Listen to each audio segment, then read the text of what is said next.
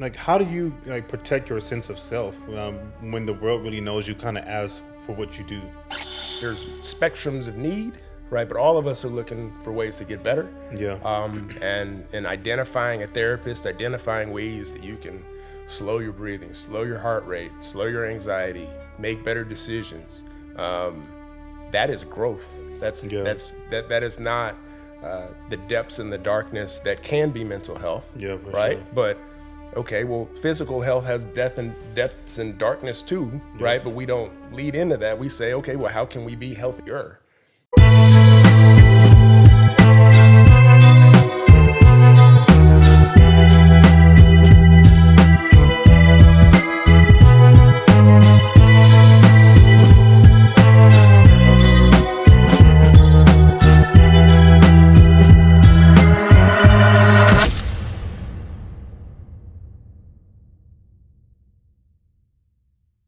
Welcome to the Hill to Lead podcast, the space where we're coming to unlearn surviving life and embracing wholeness. Listen, it's not about perfection, it's about presence. I am your host, the one and only Kevin Overton-Hadnot, and we have a great, I'll say it again, great podcast for you all today. Why? Because I have my brother from another mother here today in the studio with me, the one and only Trennis Jones. How you doing, man? Kevin, I'm great. Thank you for having me. Yes, thank you for being here, and thank you for doing me a favor for being here. And your presence in the community is already ringing true. Before we jump in, I want to start how I always start, which is asking you, how are you feeling for real? Yeah, if I'm to be honest, I think I'm conflicted. I think that there are moments of joy, and there's moments that I get a chance to experience.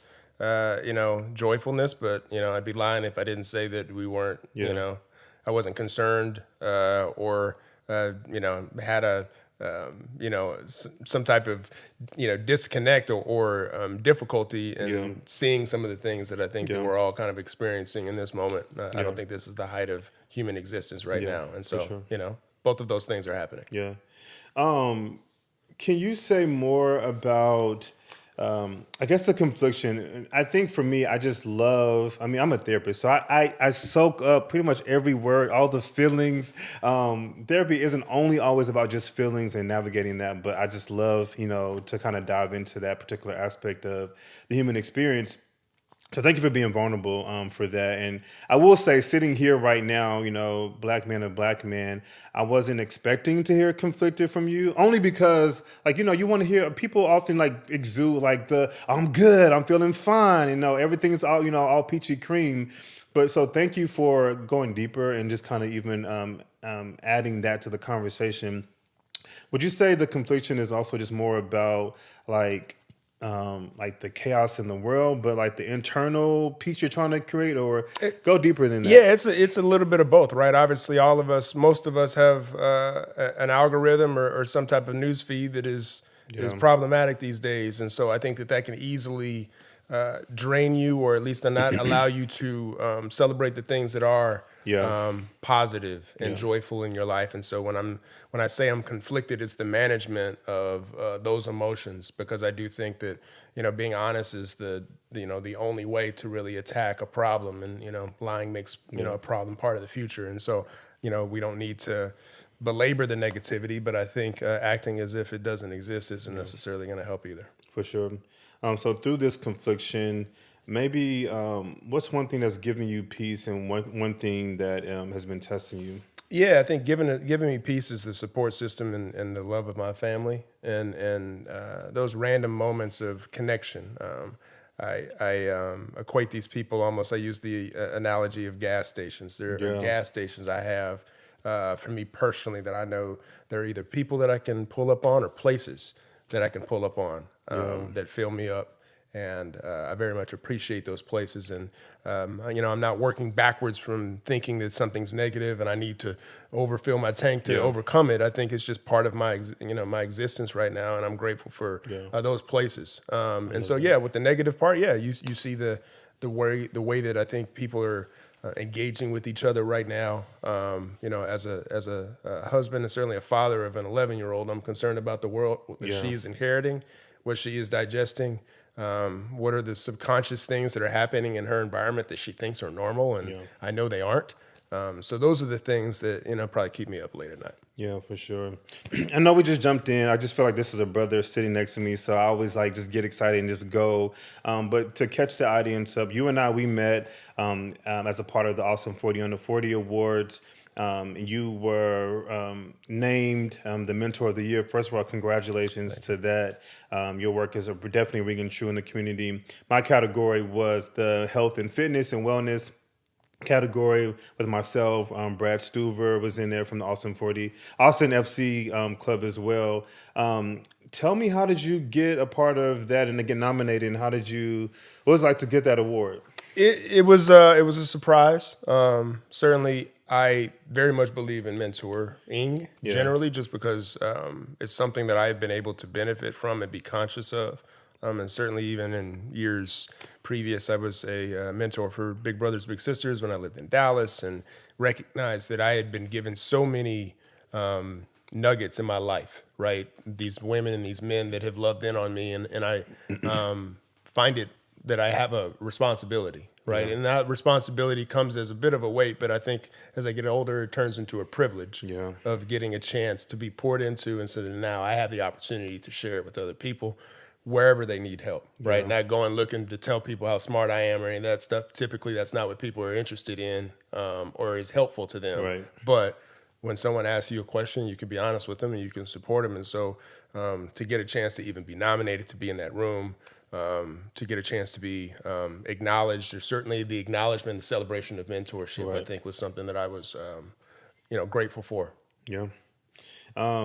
So you are from the great city of Austin, but you went to Westlake.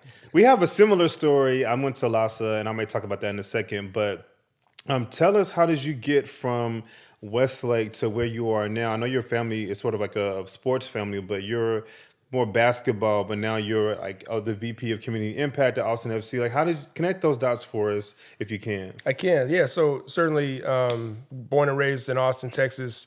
And my parents moved into, or my family moved into that neighborhood when I was in 7th grade, and so that's where I graduated from. I played basketball there, and so that's I was the first person the first black kid ever on the basketball team there, and so that experience was one that I think I've grown proud of, and knew that thing enriched me, that allowed me, I think, to have some different speeds in my car, so to speak, things that I was forced to learn. But I think the support system that has been able to, or allowed me to thrive in environments that maybe weren't as conducive to my growth initially.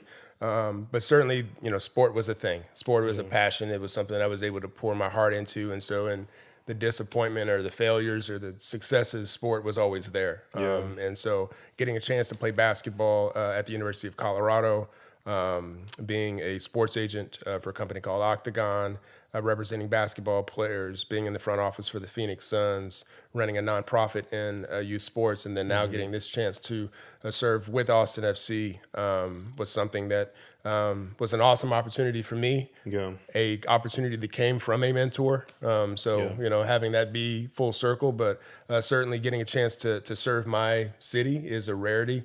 Usually in the sports world, to have a role like that, typically you have to go to a place that you're not from. And so for me to have the ability to call people that I know, call people that my parents know, and have that be part of my professional experience, because that's been part of my personal experience, is a privilege that I don't take lightly. For sure. So again, I went to LASA, the Liberal Arts and Science Academy, and I think my brother and I, we were 2 of 5 black males who graduated from LBJ. It was all one school at that point. And I know it was like a weight, it was a cultural difference. It was an experience that I wasn't necessarily excited about at the time, navigating it. I would say the teachers largely were nurturing and supportive, but there's some other pieces that could have been more nurturing and supportive. And at the same time, my external environment, my mom, my grandfather, family was sort of there to kind of give us fill in the gap. I remember my mom in particular was showing up at school, literally sitting in the back of the classroom, like, okay, I know what y'all were saying about my kids is not true because I didn't raise them to be that way. But I'm wondering, for your experience, you're now at Westlake, like maybe when you first walked through the doors, what was going through young Trennis's mind? Like, how did you navigate that? You're trying to, I have always been a person that tries to read the room. That's just kind of what my factory settings are. And so when I recognize that, one of these things is not like the other, Yeah. and can become difficult. But when you recognize not only your family structure, but also those people, those foundational places Yeah. within the school, whether it be my government teacher, shout out Miss Craig, that look, if she felt like there was a problem or somebody was, not being as honest about me Yeah. as they should be, then she was there. Yeah. It's the high school coach that I had, my parents, right? Like all of those things, I think allowed for the experience to be what I needed it to be, and I'm certainly grateful because I can see the God in those people. I can see my survival and my thriving through their service in ways that maybe I couldn't quite see when I was 16 years old. Yeah. And so it has prepared me to know that whatever environment I'm in. I can feel comfortable in because I've been prepared. I've sat in it already. Yeah. You play basketball. Did your granddad play basketball or your dad? My dad played basketball at Yeah. Lamar. My grandfather was in the Negro League, so he wasn't even a basketball player, but Yeah. certainly sport has been an ethos of the Jones family, Yeah, without for sure. question. So I guess my main question is for the people, of course. Can you play soccer? Like, now that you're in this role, is that a part of the job duties? Not well, right? Yeah. At this point, I likely have big opinions about something that I know, 57% about, Yeah. like, most fans of sport. So, yeah, I mean, I likely my ability to kick the ball is a little bit better because, there may be a soccer ball or two in the office. And, now at this point, I'm doing something I didn't spend as much time with when I was playing basketball. But, yeah, look, they don't, they don't need my help on the field. Brad Stuver does his thing. And so, yeah, Stu. I try to stay in my lane. But, yeah, it's certainly a sport that I've grown to love For sure. because of my proximity to it, but also the relationship that I've been able to build with it and seeing the beauty of that game and why it's the world's game. Yeah. I think Austin has embraced Austin FC. Do you find it that same thought that come to you about the city itself supporting Austin FC as a soccer club here? I have. It's been an amazing experience and just the relational experience that our fans have with our club, right? Like, as a person that has spent my career in sport, I've experienced being cheered for. I've experienced the type of cheering that people do for other people, and soccer in particular has a relational cheering that is not transactional, right? Yeah. A lot of times certainly the sports that we're maybe accustomed to playing in America, like we'll clap, but you need to perform and behave for me first, and I will affirm your behavior. After you get the bucket, after the first down takes place, all of that stuff. Soccer is the relentless thing, whether or not we're up, down, tied, because I think it makes a fan base a part of that match, a part of the team, and in an even greater way than it maybe does for other sports. And so to see a fan with a shirt on or a hat or a bumper sticker certainly is something that I'm proud of. I'm grateful that I'm part of a group that has been able to earn the respect of our city, and it's not something that we can take lightly, or that because we've earned it now doesn't mean that we can stop. We've got to make sure that we're continuing to embrace opportunities to serve. For sure. So I want to ask a few questions about you. Who is Trennis outside of the you are the VP of Community Impact at Austin FC. Who would you say you were before the title? I'm a competitive person. I'm an emotional person. I'm a person that is generally curious. And And so those are all things that I am happy that at least I get a chance to pour into my professional career. Yeah.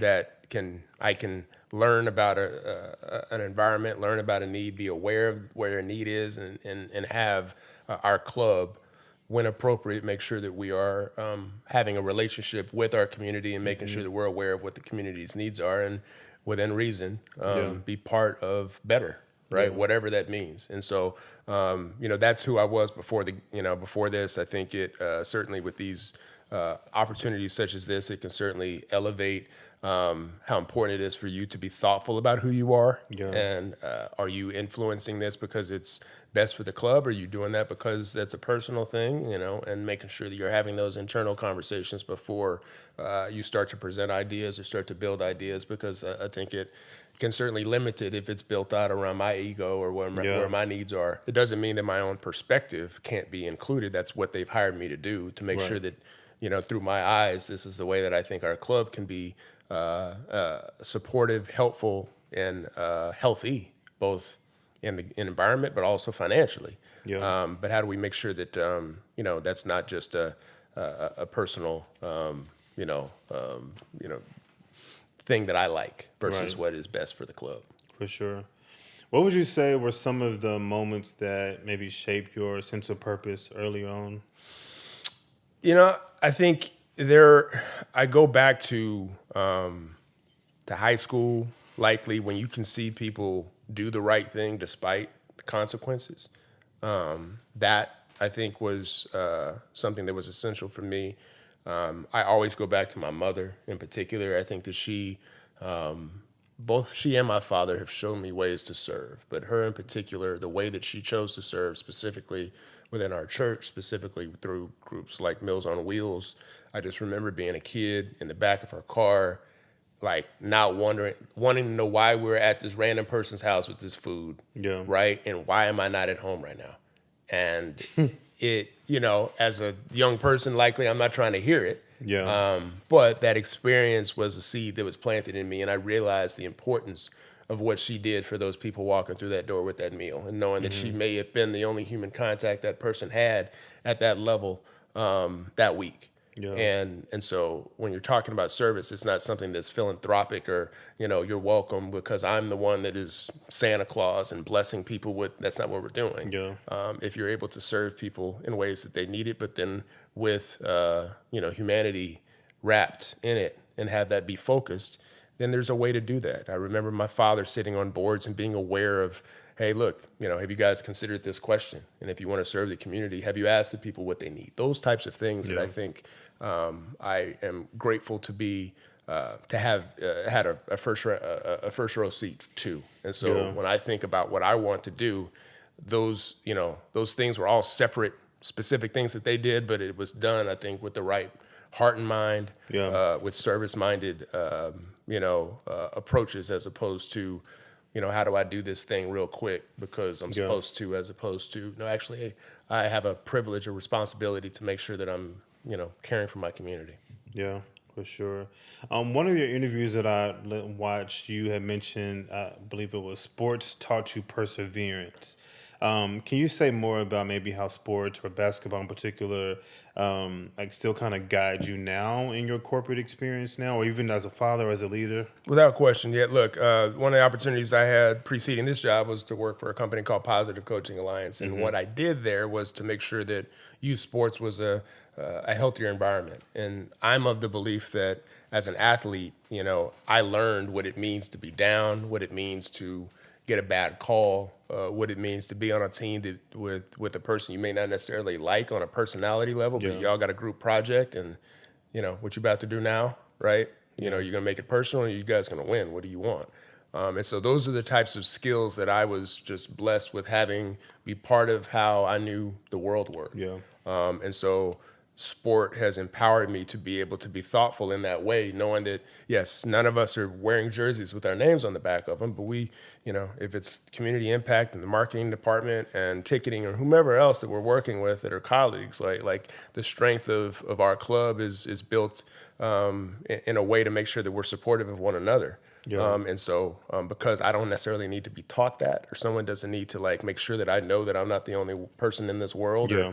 our group is the most important group in the club, then I think it allows us to think more deeply about like how we actually can leave an impact and how our club can be as healthy as it possibly can be. For sure.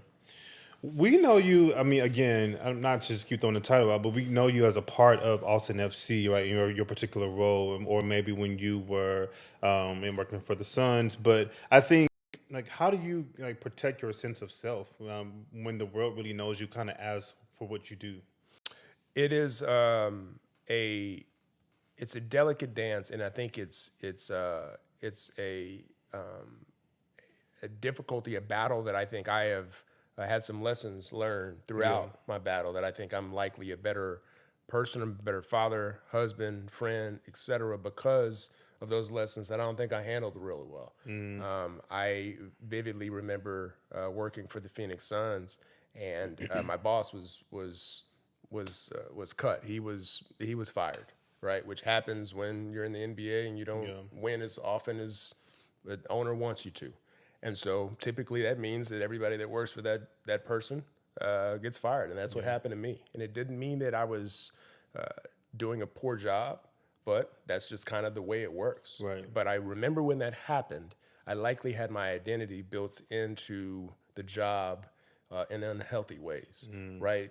Sometimes you have subliminal things that happen to you, or things that are subconscious that happen, and you don't necessarily check them. And it's almost, we've heard the analogy of boiling a frog, right? You never know because it's just kind of turning up a little bit. And there was moments when that opportunity was taken away that I had to like refocus as to who Yeah. I was. And I wasn't proud. I think it wasn't as if I was abusive of whatever power I had, but I really felt like I didn't have a firewall built to say this is who I am, with or without the job. Yeah. And because that happened, I didn't care for it. I still didn't like it, but it did teach me the lesson to say, whatever job you hold, including the one that I have right now, I'm a better employee. I'm a better person. I'm a healthier person if I'm leaning into whomever I am, as opposed to whatever wins are telling me to Right. Right. become. Right? I can't please everybody. Sometimes I can't please myself. Right? Sometimes I can't make my own self happy. Yeah. Right? And so those are moments where you have to be thoughtful about, okay, leaning into your truth, surrounding yourself with people that will call you out and make sure that you're being honest with yourself.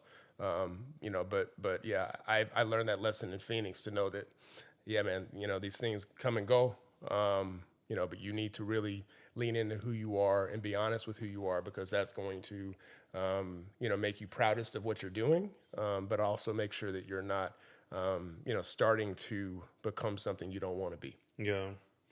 Which that's a good segue to this next question, because I was thinking, black quote unquote black male leadership always carries these silent expectations. Like, for example, like you always have to be on. Like, do you feel like you have any of those silent expectations sort of in your sphere? And how do you navigate that? Of course. Yeah, without question. And I think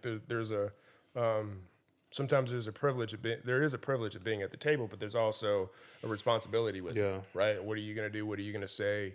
How is this adding to the end product? All of those things, Yeah. right? So whatever you have being brought to the table, it does have an anxiety to it, and certainly, if you are, black in America, that is going to come with that as well. So I think for me, I think I've spent a lot of time in history.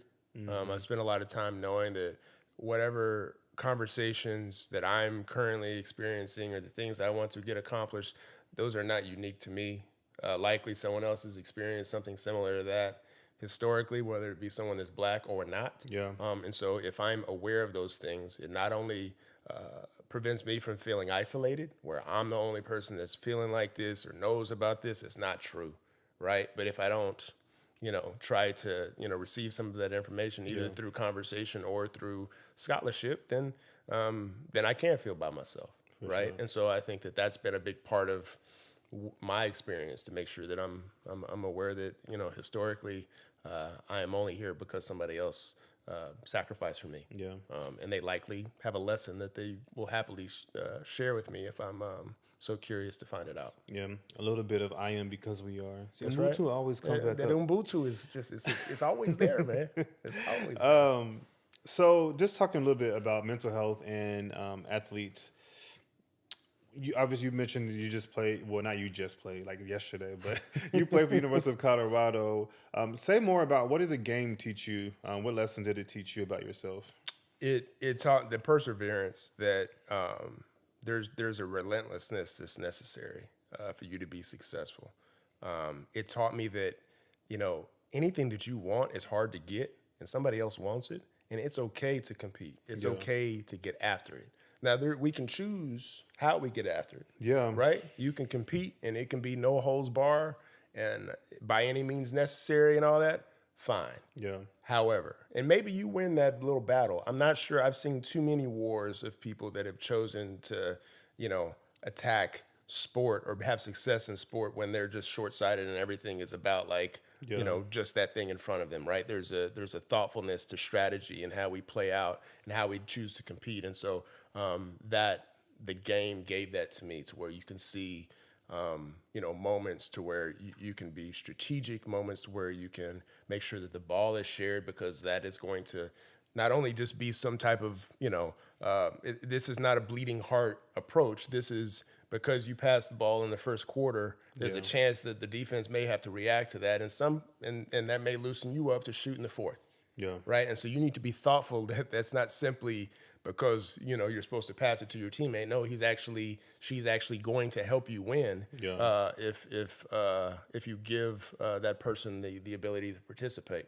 Yeah. And so those types of things that I think you don't quite get when you're young, because you're just doing the thing and it's muscle memory, but now you can reflect on it when I'm not on the team. Yeah. I'm like, okay, well, I can see why somebody's working backwards from that, those shots that they want to take in the fourth quarter, or a set piece in soccer, right? Yeah. That you're setting certain things up to where, if it's in the 65th to 70th minute and you need a score, there's something that you've done preceding that, that the defense is going to remember, and maybe you offset it, and so you can have success because you were thoughtful in that way, as opposed to it just being run real fast, shoot all the shots. Okay, it has to be a little deeper than that. I'm finding myself being connected through my counseling work with a lot more young athletes, just in general. Just really quick, how do you? I'm forming this question in my head, but my question really is around how do you help people stay hungry enough to play the game, but strategic and have enough foresight to think about their future as well? Because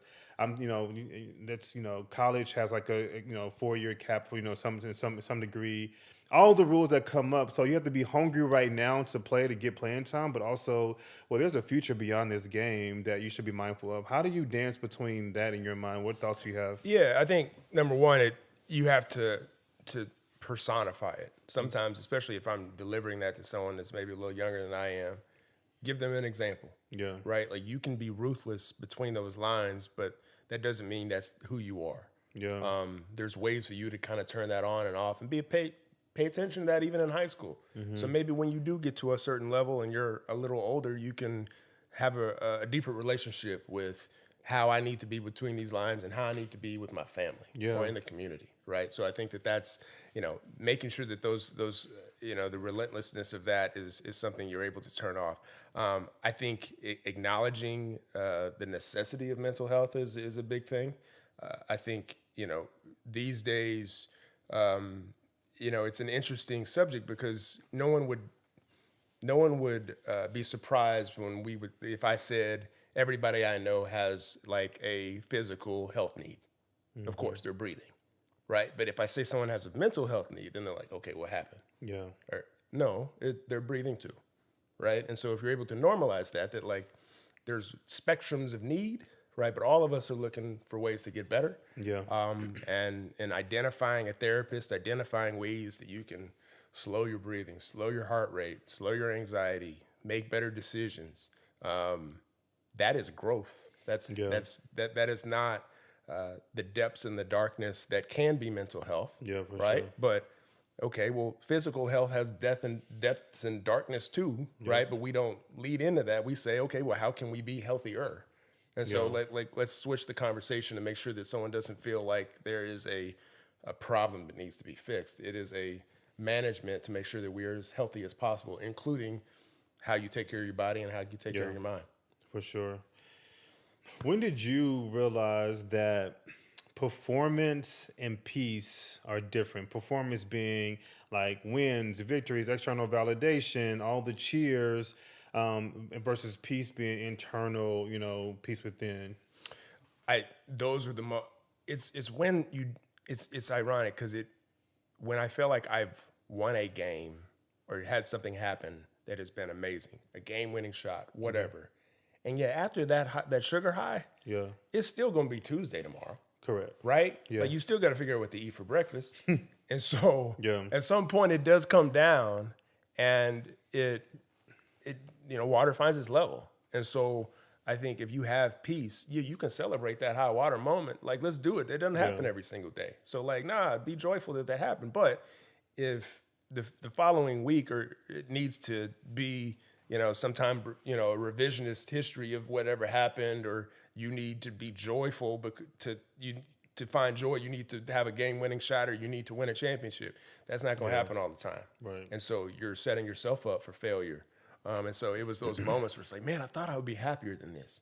Yeah. Well, you're leaning in on something that is fleeting. Yeah. And you're happy that it happened, but like if you don't have peace, man, the rest of this stuff, you can't even celebrate this properly. Correct. Right? Yeah. And so I think that was epiphanies that I got a chance to experience. It wasn't even somebody that was telling me, hey, look, if you're able to properly prioritize health and peace it was, I thought I was going to be happier than this for this euphoric moment, and I was until I wasn't. Yeah. Right. But there are people that have that peace regardless of those things, or in inclusion with that thing, as opposed to that thing being like the epicenter of why you're happy. Sure. So I guess then, was there anything specifically that kind of helped you stay grounded, even though I know you had those victory moments, but what helped you stay grounded?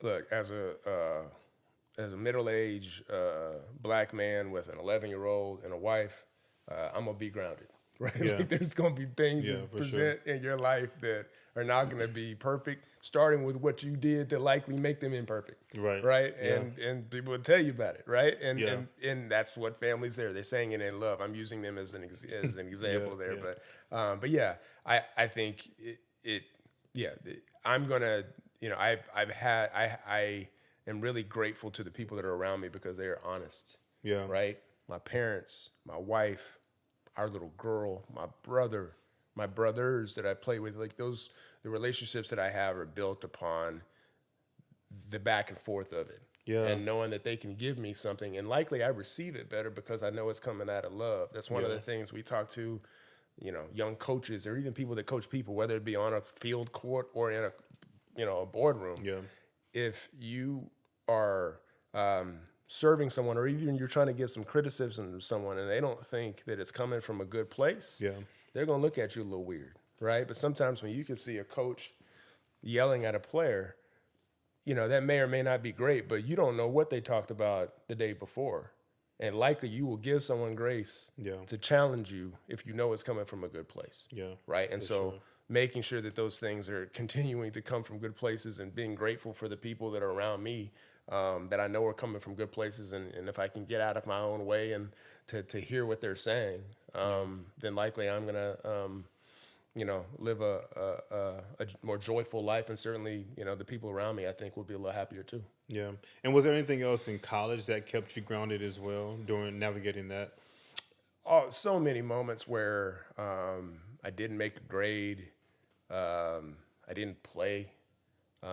Those things that were sobering for you, that you felt like were you deserved, or they were obligated to give to you, and they didn't. And you need to be and when those things happen, you have to question why. But I think it also allows you, I think, to be thoughtful about how you got there, and what needs to take place going forward. So that's for sure. You've had a few roles since your time at University of Colorado,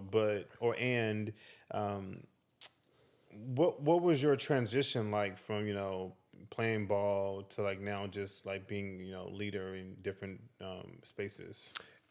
It was something that I'm not sure I knew how difficult it was for any of us that had been an athlete at, call it a college level, Yeah. right?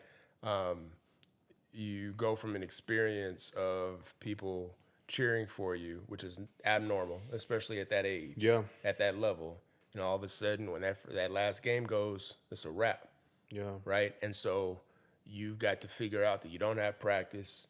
You likely don't have someone that's kind of, challenging you to be Right. better or be somewhere or all these other things. Now it's on you. Yeah. And you had those support mechanisms.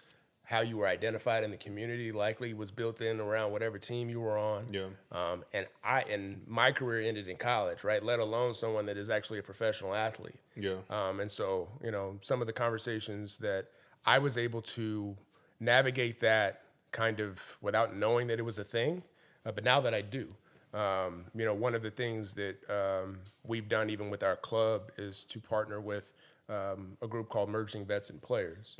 And Merging Vets and Players puts together people that have been professional athletes, people that have served in the military and no longer are serving in their capacities, having them work out, but also having them circle up afterwards to be able to experience the transition of taking that uniform off and what that means for them, right? That it's not typically, most people don't have that experience. And so they can feel isolated, right? And so as we're talking about transitions, those are the types of things that I think sport can help us do the thing better.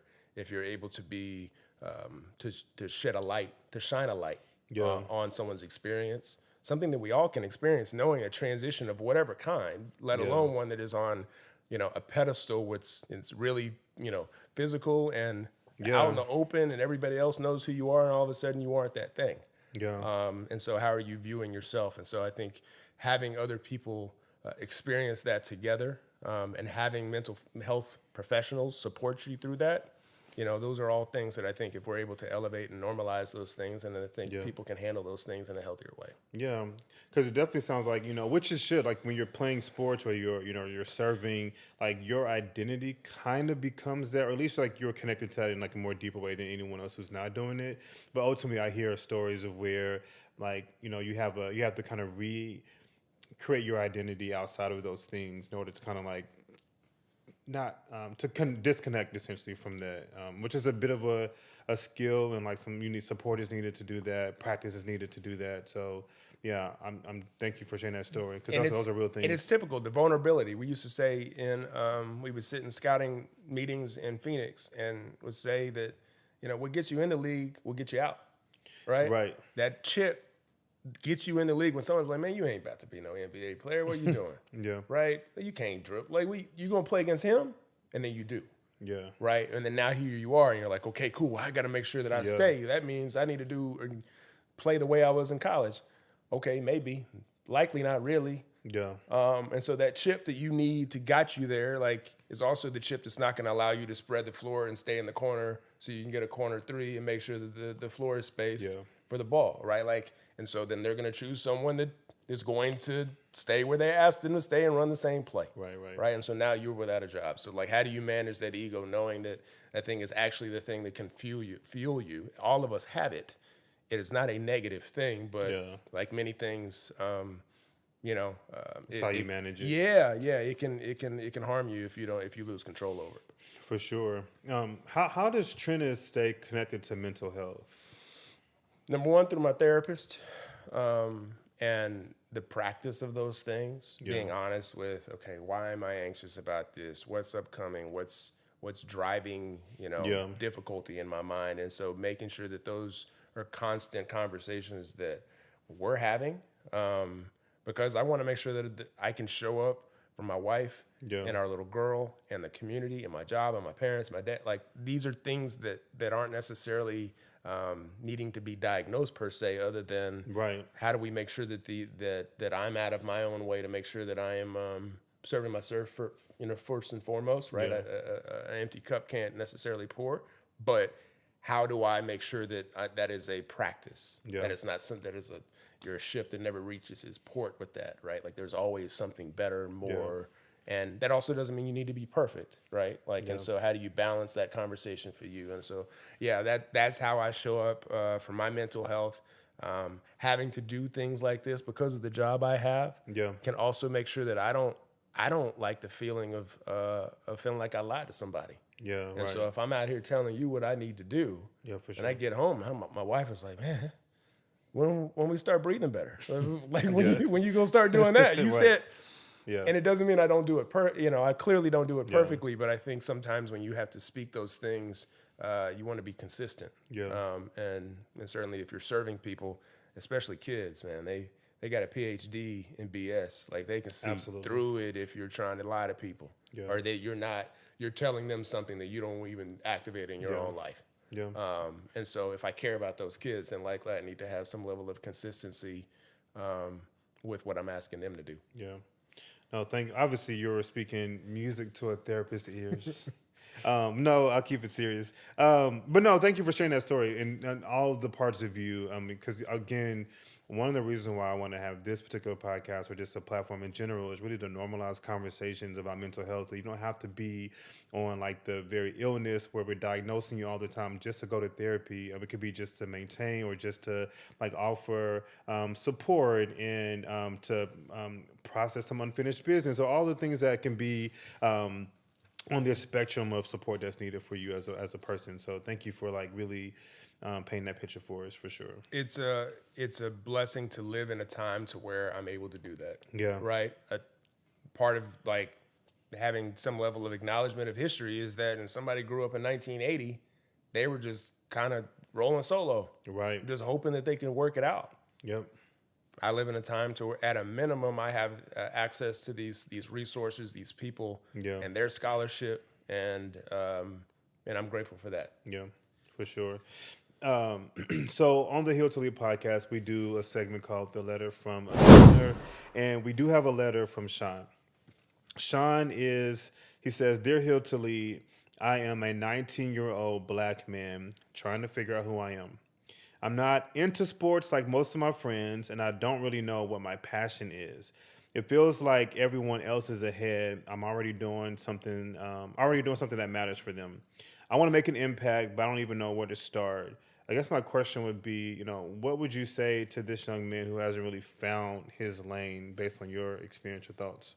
I'd say number one, it's great to know that he is not just mailing it in and just doing whatever the group is and that group thinks stuff, because that's not great, right? That's not his.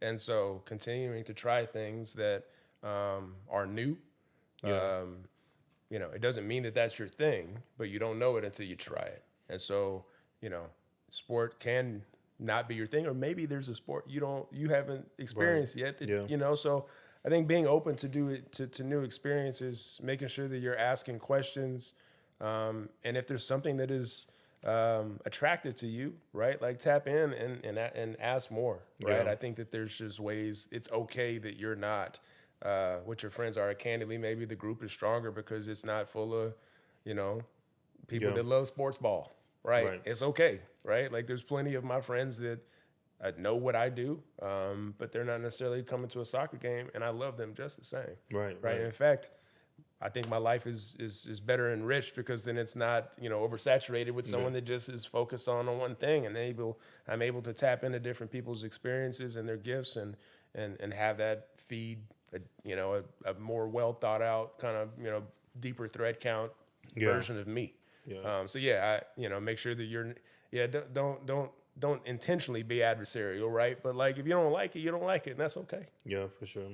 He said it was 19. So when you were his age, what did like purpose mean to you? I mean, I'm still envisioning like, your mom taking you like, to people's houses to give meals. You're going to Ebenezer, this black church.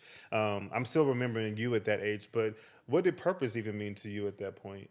It meant, I think at a time I wanted to prove people wrong, likely. Yeah. Right? That's where you're able to, that would be the season you're learning how to receive, feedback that maybe not isn't feedback, is hating. Yeah. But you still hear it, and it still makes you question yourself. Yeah. But there's ways that you can make sure that thing is not a weight to be like, that's why I missed that shot, because I can't shoot.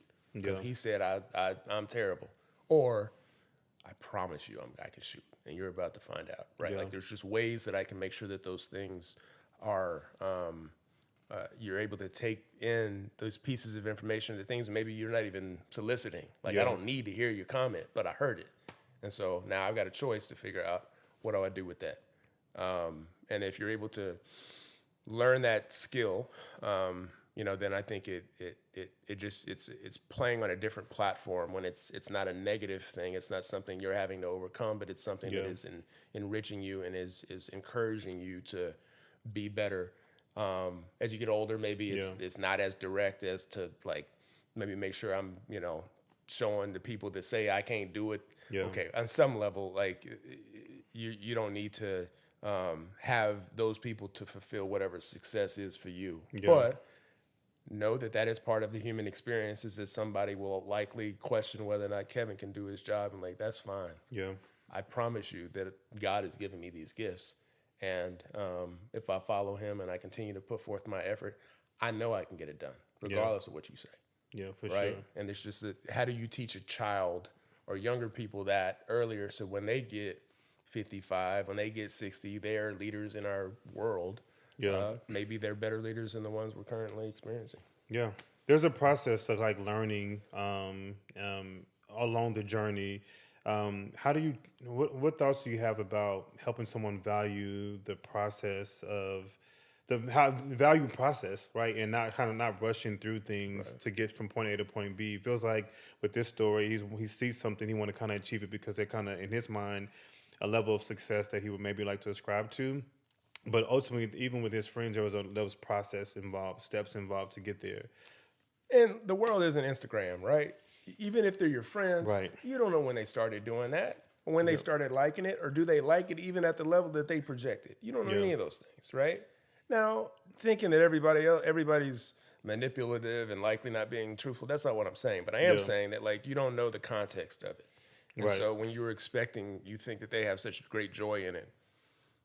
They do. They may do, but that's what they're sharing with you at that moment. It doesn't mean that that's the full composite of their experience, right? So you are likely experiencing the same thing they are, and be okay with that. Yeah. And you don't have to, like, again, make it seem worse or make it seem not as cool. Just know that there's a full story. For sure. And the full story is not that everything is either terrible or things are, the greatest things in the history of things. Yeah. There's a black church analogy. People want my breakthrough without going through my been through. So Everybody want to go to heaven. Nobody want to die. exactly. Like, you gotta figure it out. Yeah, no. So if you want to write into the show, email healtolead@gmail.com, and we will read your letter here on the show. Again, we're just holding space for people navigating mental health and life and everything in between. Just a final few questions. Basically, we want to get you back home to your family. But what's one healing truth that you're still learning to walk in? Healing truth. That perfection, can get in the way of your progress. Yeah. And it doesn't mean that you don't have expectations of yourself, and that you say whatever I'm doing, regardless of what I'm doing, and I want to do it at a high level. That's amazing. Yeah. But I think once you start to ascribe the nitpickiness of this, right? When this conversation comes out, I'm gonna look at it and be like, man, you kind of you could say that a little better, man. Yeah. Or I can think through, okay, that was actually good, or maybe we can recalibrate those things. All right. So I think that there's a way to show up, be present, do the thing, but also not let yourself, and the seeking of perfection drain your joy. Yeah. And so that's what I attempt to pull off, right? Because I think sometimes, those positive things are happening and they're just not perfect. But if you're making some level of progress, then I think that that your mission achieved. Yeah. I love it. That's a good place to end. Listen, you heard it here from Trennis Jones. Thank you for being here, man. I appreciate you for stopping by the studio. Thank you all for watching. Again, check us out on YouTube, Spotify, Apple Podcasts, iHeartRadio, Hill Toledo Official. Again, I'm your host, Kevin Overton-Hadnot. Peace out.